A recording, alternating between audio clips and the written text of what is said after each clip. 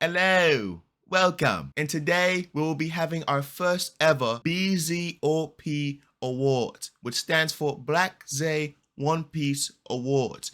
This is for the middle of the year. We will be giving out our top 10 best characters in 2024 after 6 whole months. Now, what are the criteria of this list? I'm not gonna lie, it's just my opinion, isn't it, bruv? It's based off of character, it's based off of all mate, and it's also based off of if you not a wanker, in it, bruv. If you a wanker, you're not on the list, bruv. Without further ado, let's get into this top 10 list. Now, before we get into this top 10 list, we have to acknowledge a true hero that has died, allegedly. And this is coming out before it gets animated into the anime. We want to acknowledge his accomplishments and his trials and tribulations up until this point. In honor of his anime episode coming out on July 14th, 2024, we want to give this award called the SAN. Sorry, you know what I'm saying? We're going to give the SAN award to Eustace Captain Kidd. Here you go, man.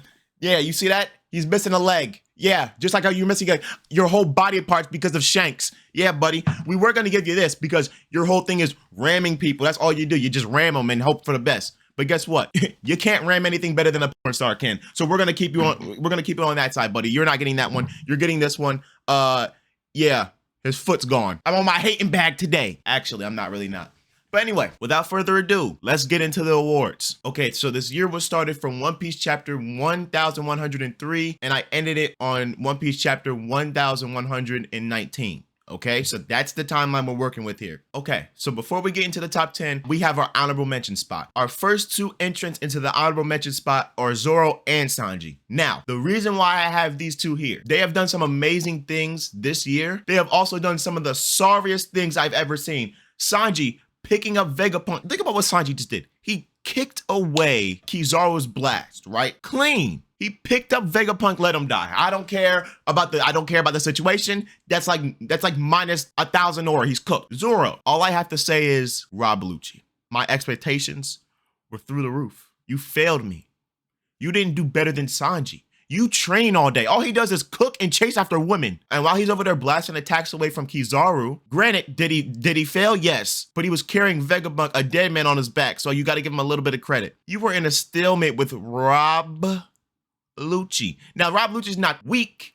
Like, I'm not saying he's weak. But if someone spends their day training like Kobe Bryant in the lab, you expect them to, finish it up relatively quickly. Not sorry. The next on our honorable mentions list, we have Nami, we have Robin, and we have Doll. You're probably asking why they're there, because they're all bad. Before Bonnie turned Doll into a kid, Doll was something else. I was like, wow, I never fell in love with a Vice Admiral like this before. Man, I used to think they were useless. I used to call the Vice Admiral grunts till I saw Doll.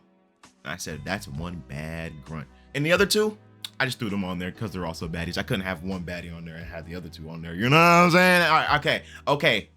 We're done with the honorable mentions. Let's get into the top 10 list, bro. Number 10 is going to come to a shock to a lot of you. We have Von Augur. Now, the reason why Von Augur is on this list, and I know he didn't show up for a lot. He probably showed up, what was it, 1 or 2 chapters at most? It was for one single part that made him even get into the top 10. Only 2 words. He only said 2 words. And Saturn asked him and Devon, you people are always up to strange business. What are you after? That boy sat there cold as hell. He was posted up just like this and said, the world. Come on. No, you got to get a top 10 spot for that. You gotta get a top 10 spot for that. Number 9. Number 9 is on this list purely because she does her job so well. Now, she's not likable to me. However, Oda has written her so well to the point where it's genuinely kind of pisses me off that she's there, but she's meant to be the annoying character. At number 9, we have York. Now, York, even in the newest chapter, every time I see her on screen, I get annoyed. And that's her job. So I can't fault a person for being good at being annoying, at doing good at their job. So York, you're at number 9 because you're a snitch, because every time I see you on screen, I want to punch my monitor. Yeah, there you go. You're number 9. Fake bitch. All right.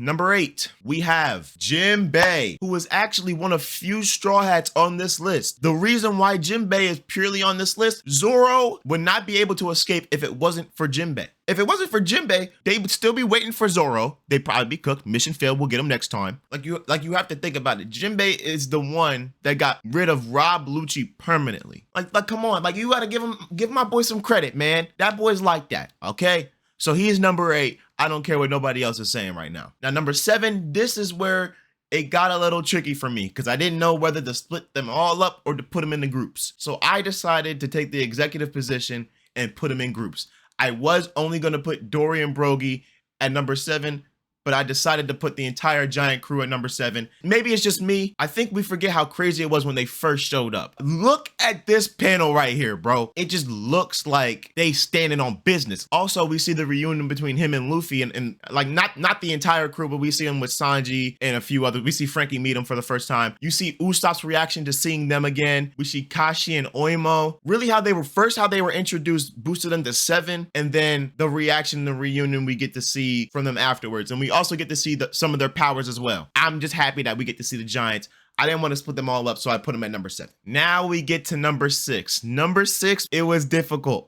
It was real difficult. I didn't know where to put these people. At number 6, I'm putting Kizaru. Now, remember, this is for the beginning of the year. And we see him like over the course, it's literally like over the course of like 3 chapters, have a like, I don't know if it's a confliction or if it's like regret or something like that. But Kizaru's thinking like Sentomaru and Bonnie, like he in his brain. And you could tell he sort of regrets what he's doing, but he has to do it because he's getting that big behind $1 million paycheck every single day from the Gorosei. And we also know his past with Bonnie, Vegapunk, Kuma, everybody else, Sentomaru, when they were all there getting tested and all of that stuff. So we know the backstory between them all. But seeing his confliction and everything else boosted him up to number 6 for me. And also with him choosing his side. Like, you know, in the cliche way where someone's conflicted and at the end they'll join the other side. He decided to stay with Saturn, and like he even says it like, yeah, like Vegapunk tried to tell him like, you're a sad man, Kizaru. Like, what are you doing? Kizaru went just like this. He said, yes, I'm a miserable sight. I should have brought darker shades. Boy, that was hard. Like when Vegapunk is pleading for Kizaru, Kizaru looks ashamed of himself. He doesn't want to do it, but he does it anyway. And I can't blame him for that, for doing his job. Anyway, at number 5, this was tough. This is one of the toughest decisions I had to make when making this list. And even right now, I'm thinking about switching it. Screw it. I'm putting this, I'm swapping this. I'm putting the Gorosei as a whole at number 5. Now, I was thinking about just putting Saturn because he's really the main guy in all of this. He's really the main villain on all this. He's messing with Bonnie's brain. You can see how he's messing with Vegapunk. All of that, right? But I decided to put the entire Gorosei on this list. They all, in some type of way, have some crazy amount of villainy that I can't even comprehend. Big Piggy ugly, but he got some mad villainy. You see what he did to Luffy? With his hot ass breath, he took all of Luffy's features away. Mars. He thought he found the snail. He flying, panicking. Mars got fire breath. Like, bro, come on. You can't tell me that's not cold. Nozdro, do I even need to say anything? Can we talk about how the summoning works and how cool that is? They came in with true villainy. Look at this. You can't tell me that's not clean. But most of all, I want to talk about Saturn. Now, Saturn's really what boosted them to the number 5 spot. Saturn is on villainy timing. He don't care if you a child. He don't care if you a grown up. Oh, Bonnie, it's a shame that the experiments that we did on your mama got passed down to you, but guess what? Life happens. That sucks. I'ma end your misery. Boom. He ain't get to do it, but he tried. If Kuma ain't do what he did, he killed Vegapunk. Like, we gotta understand, this dude is crazy. Off of fear alone got Kizaru to sit there and shut up. And that's why he's number 5. I love a good villain. I love a good villain. He's just not better than the characters I have above him. Anyway, the person we swapped with the Gorosei and Saturn at number 4 is Vegapunk. Now, I don't know if I have to say too much. If you guys have been reading, the only reason why he's at number 4 right now is because of 2024. If this list was Egghead, he'd probably be top 2, but I'm keeping him at number 4. You can see the regrets he has, like on his face. First, it's with Bonnie. The first thing he sees when Bonnie comes out of seeing Kuma's memories, he's mad at himself. He let that happen. Then you see his smarts sometimes when you see that he made a contingency plan for Bonnie not to get killed by the pacifistas because he didn't want Bonnie to get killed by her dad. So you see how he's always one step ahead with that. Then you see this man's emotions when he's trying to convince Kizaru not to do what he's doing. And then you even see the moment with him and Bonnie and they finally see Nika for the first time. Well, he didn't see Nika for the first time, but you see him seeing Bonnie's reaction to Nika for the first time. And of course, we can't forget about his contingency plan dying and playing the tape and it taking the Gorosei 50,000 years to find out that it was in the golem and they still haven't killed the snail yet. So that is why Vegapunk is at number 4. Now we're getting into the top 3. The top 3 was very hard to do. I had my number 1 locked. Number 1 was locked. It was really hard between number 2 and number 3, but I only made it this way because number 2 had more screen time. Number 3, we have Bonnie. Now, Bonnie, we saw everything. Her reaction to Nika, her wanting to be like Nika when y'all was over there complaining that, oh my gosh, Gear 5, da da da.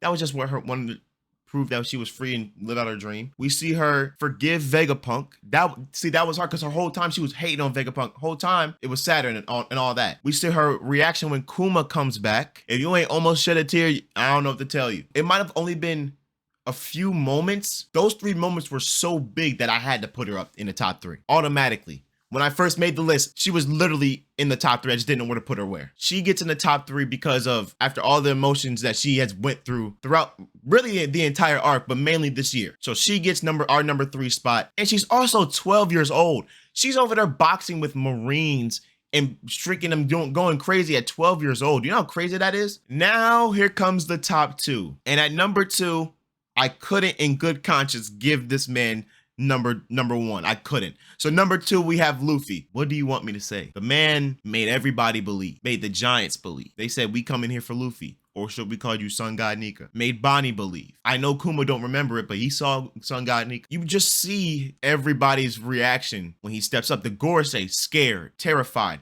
The Iron Golem, he wakes up like, yo, Joy Boy, what's going on? I know it's most arcs, I know. But like, you can see, especially now with Gear 5, and this is really the first arc that we see that people really truly understand what Gear 5 is and what the Sun God Nika is. You see Bonnie crying still, like every time she sees it, because she was losing faith that what Kuma told her, maybe she didn't feel like Kuma was lying, but she felt like the Nika stories were just made up, you know? And now she gets to see it with her own eyes. And Luffy's oblivious. Luffy's oblivious to the entire thing. He changed Bonnie. He changed Vegapunk. He changed everybody around him. Hell, he changed the Gorosei. They was on business until they got scared. Also, we're gonna talk about all the stuff that he was doing. He palmed that boy Saturn and held Kizaru in his hands like this. He blasted off Mars again, like they were Team Rocket. Come on, man. Most of the Gorosei that he was been in contact with, he has done something to them. And it goes back to what Mihawk said in Marineford. He has an effect on people. And now obviously we saw it before, but now we see it in a way where it's completely different. It's not only him, it's also his fruit that everybody sees and him being free and everybody wants to be a part of that. But with that being said, I only didn't put him number 1 because I have the number 1 contingency. He's been number 1 and he's the reason why I even made this ranking. Big Bartholomew Kuma, let's get it started. Now, has he done anything really in 2024 besides like the first 5 chapters? No, he hasn't really done anything. But guess what? Big Bartholomew Kuma hit that boy Saturn with the business, protected Bonnie with the business, being the father of the year. He gets number 1. I don't care what y'all say. He was boxing. He shut down. He became a vegetable. I know. He overcame what Vegapunk meant to do. Vegapunk's thing for Kuma was for him to shut down. Kuma overcame that and got there just in time to protect Bonnie. I don't care what y'all say after that. I don't care what Luffy did. I don't care what Bonnie did. I don't care what anybody else did. Vegapunk, the Gorosei, Von Auger, the worm with the big 5,000 chins. I don't care what nobody did. He's number 1. Father of the year gets number 1 when you got deadbeats like Dragon that won't even see their kid. So Kuma, we present you with the number 1 spot. Congratulations. All right, guys, seems like my time is done. However, if you made it to the end of the video, I appreciate you. Leave a like, subscribe if you're new. But if you guys want to see some more stuff like this, I have some more stuff coming with some other anime. Let me know what you guys think down below.